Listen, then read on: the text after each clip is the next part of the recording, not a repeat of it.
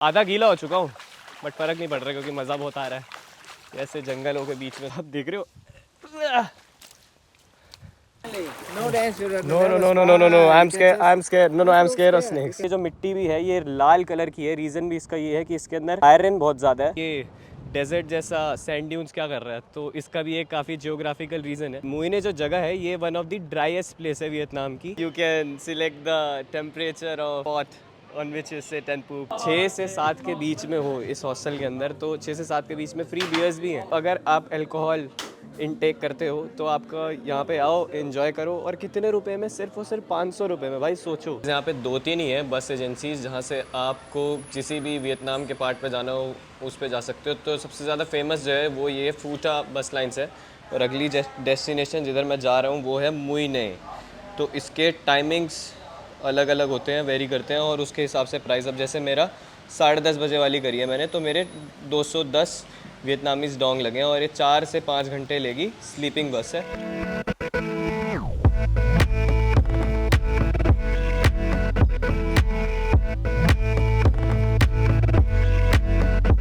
इनके bus stand पहुंच गए हैं और भाई साहब ये देखो, बेन शेम येन डोंग इधर से अपनी बस है। और ये देखो अंदर से भाई एयरपोर्ट से कम नहीं लग रहा, इतनी साफ़ सफाई से मेंटेन कर रखा है।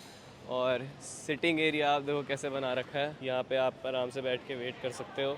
जैसे मेरी बस 10:30 बजे की है और हम 9:30 बजे पहुँचे हैं यहाँ पे। अब देखो ज़रा फर्श चमक रहा है भाई, वो देखो अलग अलग कैफ़े भी बना रखे हैं और लोग अपना वेट कर रहे हैं। सामने बस लग जाती है, अपनी टिकट दिखाओ, इस बस में बैठो और निकल जाओ। लाइन से लगी पड़ी है। या माई बस इज़ एट 10:30। मुइने ये दोनों मिले हैं मुझे, दोनों के दोनों जापान से हैं। What's your name? I'm Kento. Akento. And what's yours? Wataru. You both are from Japan, right? Yeah. Such a crazy place to live in, man. I've seen the videos of your trains. You can select the temperature of pot on which you sit and poop. भाई मैं इन्हें बता रहा कि इतनी crazy चीज़ें हैं Japan के अंदर कि भाई तुम बस टॉयलेट सीट पे बैठ जाओ, सिलेक्ट कर लो टेम्परेचर की। अगर ठंडा लग रहा है तो उसे गर्म कर सकते हो। भाई ऐसी कुछ होती है इनकी लग्जरी बस। ये सेंट्रल एसी भी मिल जाएगा आपको, और आपके ये कंपार्टमेंट के अंदर बस ये लाइट जला लो, आपके कंपार्टमेंट के अंदर भी एसी मिल जाएगा। और इधर से ऐसे पर्दा बंद करके आप अपना खुद से प्राइवेट स्पेस भी बना सकते हो। फुट स्पेस भी काफ़ी सही है। उधर शूज़ रखने के लिए बोले थे, इधर आप एक कैन होल्डर, इधर आप कुछ भी रखना हो सामान। चार्जिंग पॉइंट्स भी दे रखे हैं।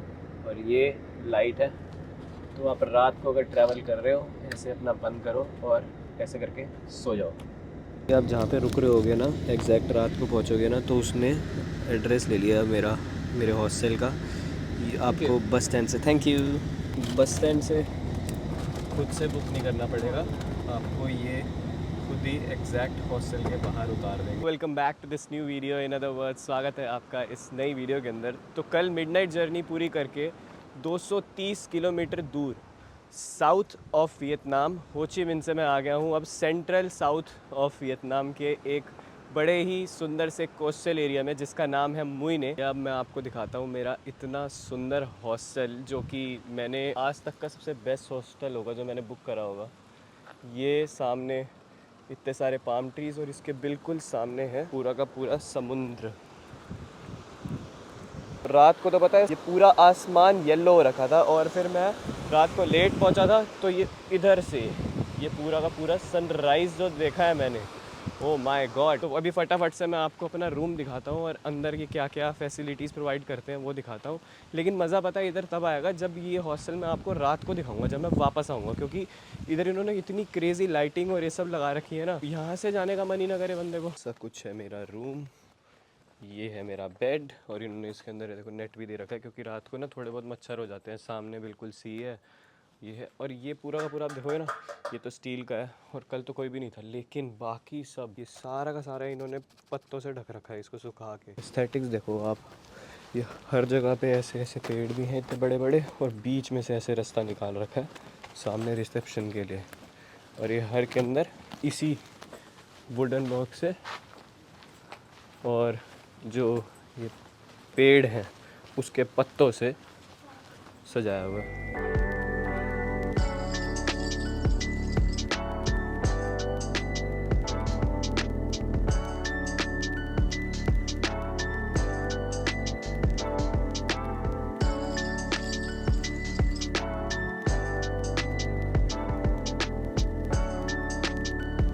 हॉस्टल वालों ने ना मुझे कार्ड दिया है, अब मुझे कुछ भी ऑर्डर करना है, ये सब करना है मुझे, और मेरा वॉलेट रूम में रखा हुआ है तो मुझे ज़रूरत नहीं है, मुझे बस कार्ड देना है। ये मैंने अपना खाने के लिए मंगवाया है नूडल्स विद वेजिटेबल्स, अब वो उधर लगा देगी कार्ड में लिख के, और एंड में जब मुझे चेकआउट करना होगा ना तब मुझे पूरा का पूरा बिल पे करना है। आज का खाना हमारा ये है फ्राइड नूडल्स, और इधर बेसिकली कोस्टल एरिया है तो ज़्यादातर यहाँ पे सी फूड लोग खाते हैं, क्रैब्स खाते हैं। मेरे पास ऑप्शन यही था अच्छे में तो मैं ये खा रहा हूँ। इस पैरे देखो इतना चंट है ना भाई, ये इतना चंट, इसको मैंने देखो गाजर दे दी, बीन्स दे दी, नहीं खा रहा, पता है क्या खाएगा? ये देखो, खा ले ले ना, नहीं खाएगा, खा ले नहीं खाएगा। तो देखो ये नूडल्स दूंगा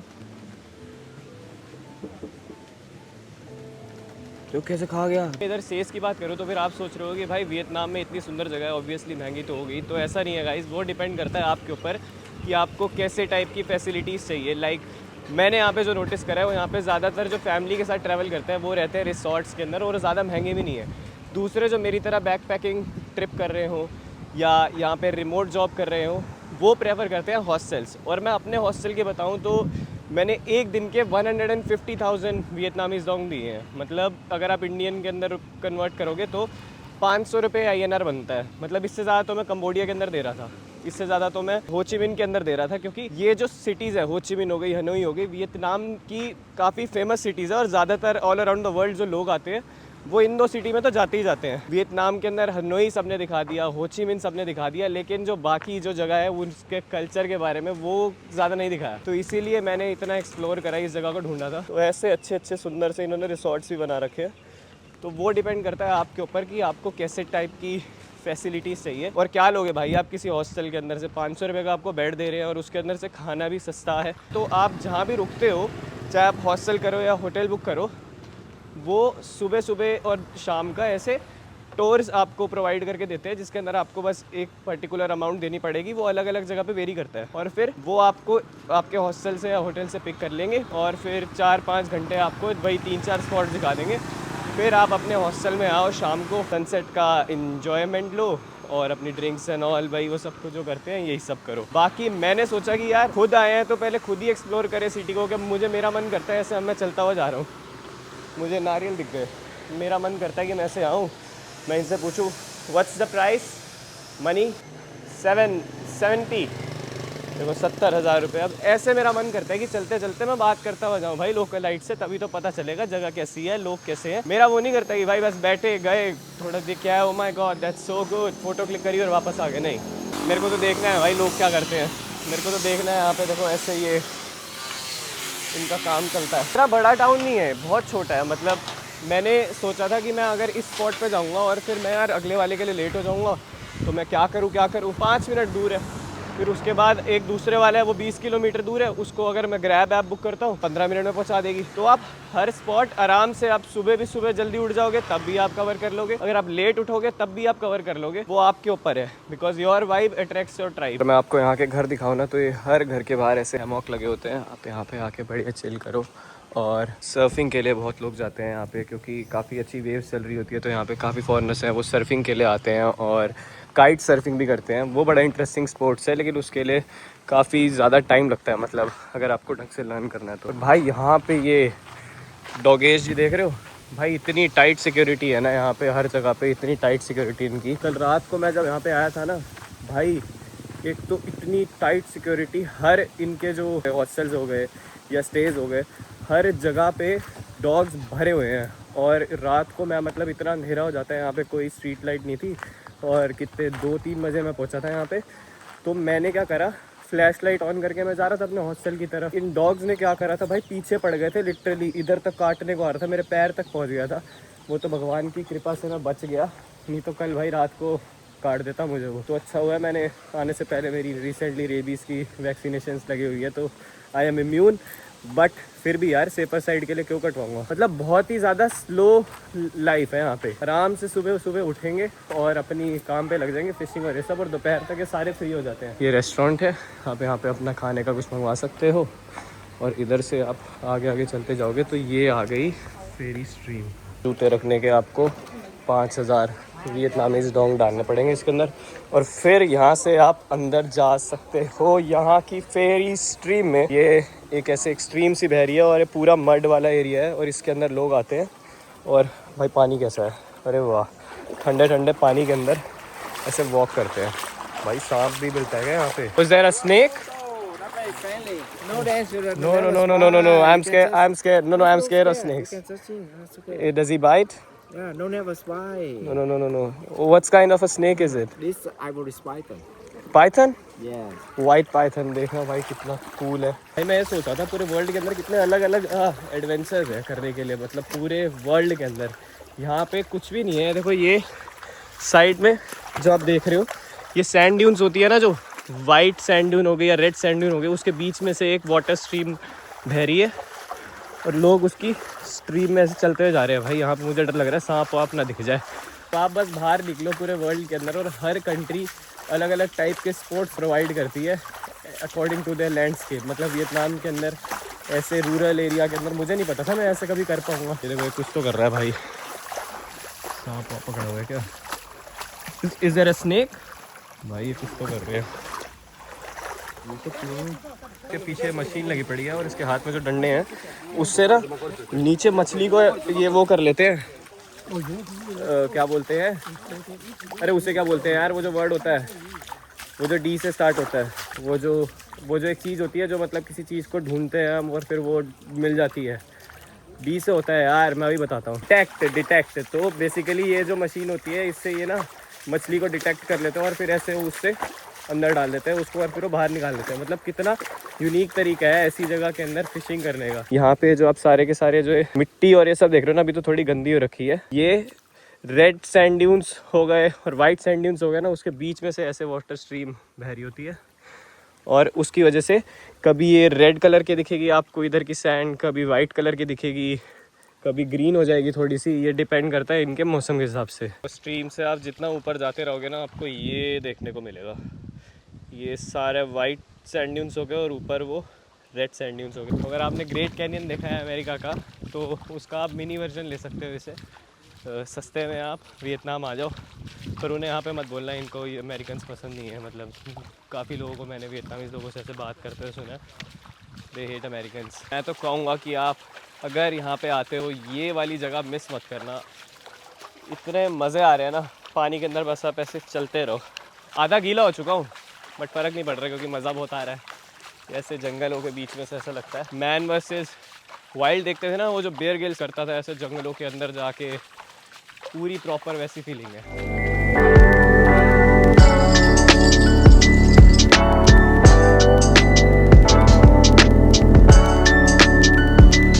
ऐसे मड में जाने का बड़ा मज़ा आता है। देखो ओए होए होए होए होए, ये तो ज़्यादा शिट आप देख रहे हो भाई साहब, मैं झूठ नहीं बोल रहा। बस ऐसे नेचर के साथ जुड़ने में क्या अलग मज़ा आता है ना। बट मुझे बस एक दिक्कत हो रही है, कोई मेरी वीडियो नहीं बना पा रहा है यार, मुझे खुद ही सब कुछ करना पड़ रहा है। अब ये देखो, ये फॉर्मेशंस देखो आप, ये पानी के फ्लो से जो ये नेचुरल वाटर स्ट्रीम बह रही है, तब ये ऊपर तक इसका वाटर लेवल बढ़ जाता है और ये फिर ऐसे सुंदर सुंदर से डिज़ाइन बन जाते हैं। सोच रहे हो कि मैं मजाक में कर रहा हूँ, बट मैं मजाक में नहीं कर रहा। मैं फिर वीडियो देखते देखते के चक्कर में फिर नीचे गिर गया। अब भाई इट्स टफ, फिर नीचे गिर गया।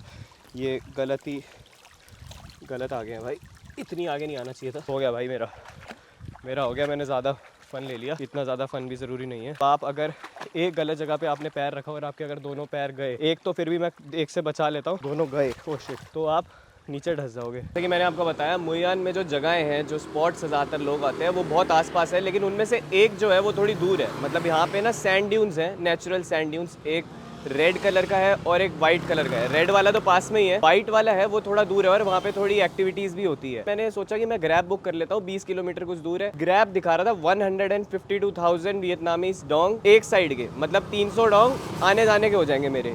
लेकिन आपको ये नहीं करनी है, आपको करना है यहाँ से या कहीं से आप ऐसे स्कूटी बुक कर सकते हो। एक दिन की 150,000 वियतनामीज डोंग में हो जाती है। मुझे तो जैसे थोड़ी देर के लिए चाहिए थी तो मैंने बार्गेन करा कि दादाजी यार मान जाओ, थोड़ी देर के लिए जाना है, बस आके आपको दे दूंगा, मैं निकल जाऊंगा, थोड़ी देर के लिए दे दो, थोड़ी देर तो करके इन्होंने मुझे 100 वियतनामीज डोंग में मुझे बोला है कि तुम स्कूटी ले जाओ। तो आप ऐसे स्कूटी ले सकते हो और आपको जहाँ जाना है वहाँ पर आप जाओ पेट्रोल डलवा के, वो ज़्यादा फीजेबल रहेगा और आप ज़्यादा पैसे बचा पाओगे।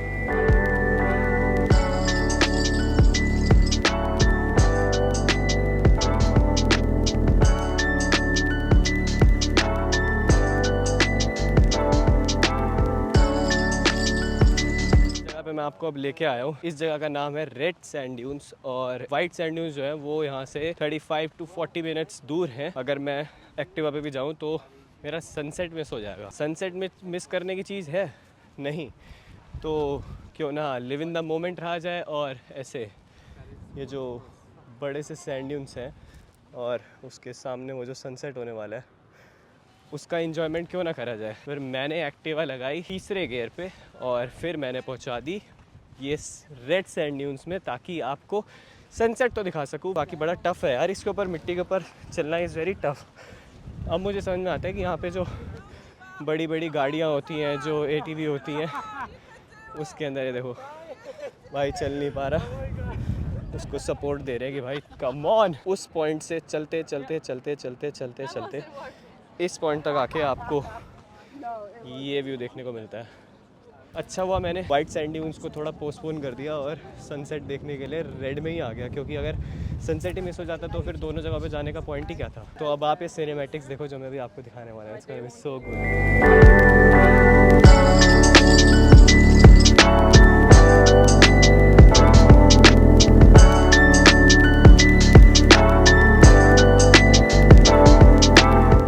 के पूरा जो आसमान है पिंक हो गया है भाई। ये एरो स्क्रीन पे आपको देखेगा कि नहीं देखेगा, वो वहाँ का एक आइलैंड और सामने पूरा ओशन, यहाँ पे इनके रिसोर्ट्स एंड ऑल, और वहाँ जाते हैं तो यहाँ हो जाता है सनसेट। आप में से कुछ लोग सोच रहे होंगे कि ऐसे मुइने जैसी जगह जो वियतनाम के अंदर है, मतलब इतनी ज़्यादा जहाँ पे ग्रीनरी है, इधर ये डेजर्ट जैसा सैंड ड्यून्स क्या कर रहा है। तो इसका भी एक काफ़ी जियोग्राफिकल रीज़न है। मुइने जो जगह है ये one of the driest place है वियतनाम की, और ये सामने से आप अगर देखोगे पूरा ओशन है, इधर से कॉन्स्टेंट विंड चलती रहती है और मिट्टी को उड़ाते हुए एक ही जगह पे इकट्ठा कर देती है। तो फिर अगर आप ये देखोगे ना, ये सैंड ड्यून्स ये बनते हैं, और ये जो मिट्टी भी है ये लाल कलर की है। रीज़न भी इसका ये है कि इसके अंदर आयरन बहुत ज़्यादा है, तभी इधर ये ऐसे इकट्ठी हो जाती है और इसे मिनी सहारा ऑफ मुइने भी कहते हैं। यहाँ रेड सैंड ड्यून से फ्री हो चुके हैं। मैंने सोचा था कि वाइट सैंड ड्यून्स में जाऊँगा, इससे ज़्यादा बड़ा है, थोड़ा डेजर्ट सा, और ATV चलाने को मिलती है। तो लेकिन दिक्कत है यहाँ पे पता चला कि इधर से उधर जाने का जो 30-35 मिनट्स का जो भी रास्ता है, आप खुद से जा तो सकते हो, लेकिन साथ में कोई होना चाहिए, क्योंकि ना रास्ता थोड़ा उबड़ खाबड़ वाला है। पर्क्स तो है ही सोलो ट्रैवल के आपको, लेकिन इसके डिसएडवांटेजेस भी हो जाते हैं। एक्टिवा वाले ने मुझे स्टैंड नहीं दिया था कि मैं वो स्टैंड पे अपना फ़ोन लगा लूँ और मैप लगा के पहुँच जाऊँ। तो अब मैं चला तो जाऊँ, लेकिन रास्ते में अगर कुछ हो जाए, कुछ भी हो सकता है यार, मतलब वही है, आगे की ट्रिप ख़राब हो जाएगी। तो इसीलिए मैं सोच रहा हूँ कि मैं वापस हॉस्टल ही चला जाऊँ, तो बेटर यही रहेगा। मैंने उन अंकल जी को बोला भी था कि अगर फ़ोन स्टैंड है तो दे दो, कहते नो फ़ोन स्टैंड। तो अब का प्लान यही करते हैं कि अब सीधा चलते हैं हॉस्टल, और हॉस्टल में जाके थोड़ा आराम करते हैं। मतलब स्विमिंग पूल भी है, हैमॉक्स भी हैं, पैसे लगाए हैं, चाहे 500 रुपये लगे हो, फ़ायदा तो उठाएं उस जगह का। बस हॉस्टल आ चुके हैं, लेकिन मैं आपको यही बता रहा था कि हॉस्टल में रहने के ना पर्क्स तो काफ़ी हैं। कि सबसे अच्छी बात है कि आप बाकी ट्रैवलर्स से मिल पाते हो, नए आइडियाज़ आपको मिल पाते हैं कि कौन सी जगह अच्छी है जो इंटरनेट पे भी नहीं होती है। गेम्स खेलने के लिए ये गेम खेल रहे हैं, उधर कुछ अलग गेम चल रही है, इधर भाई ये पूल खेल रहा है। और सबसे इंटरेस्टिंग चीज़ पता है क्या चली मुझे, ये बैंड दिया है इन्होंने, ये एज ए सुवेनियर भी आप इसे लेके जा सकते हो। और इधर अगर आप 6 से 7 के बीच में हो इस हॉस्टल के अंदर, तो 6 से 7 के बीच में फ्री बियर्स भी हैं। अगर आप अल्कोहल इनटेक करते हो तो आपका यहाँ पे आओ, एंजॉय करो। और कितने रुपए में, सिर्फ और सिर्फ 500 रुपये में। भाई सोचो, मैं तो ये सोच रहा हूँ जो अल्कोहलिक बंदा होगा और वो यहाँ पे आके रुक जाए तो कितने पैसे वसूल लेगा भाई। टेबल टेनिस की भी टेबल है, ये सम काइंड ऑफ गेम चल रही है। ऐसे एक बेड एरिया ही बना रखे कि आप यहाँ पे अपना खाना ताकि यहाँ पे एंजॉय कर सकते हो। सारे यहाँ पे इंटरेक्ट कर रहे हैं एक दूसरे के साथ, और वहाँ पे बियर पॉन्ग भी चल रहा है। और ये यहाँ का बार। हॉस्टल अगर अच्छा मिल जाता है ना तो बाहर जाने का मन ही नहीं करता है। मैंने सोचा था कि मैं वाइट सैंड ड्यून्स के अंदर चला जाऊँ और उसको भी देखा हूँ, लेकिन फिर मैंने सोचा क्यों, लिव इन द मोमेंट। इस वीडियो को करूँगा मैं यहीं पर ही ख़त्म। और ये थी सिटी वियतनाम की कोस्टल साइड में जो पड़ती है, मुई आन। And I hope you like this video. If yes, then do like, share and subscribe to this channel. Till then, see you in next one.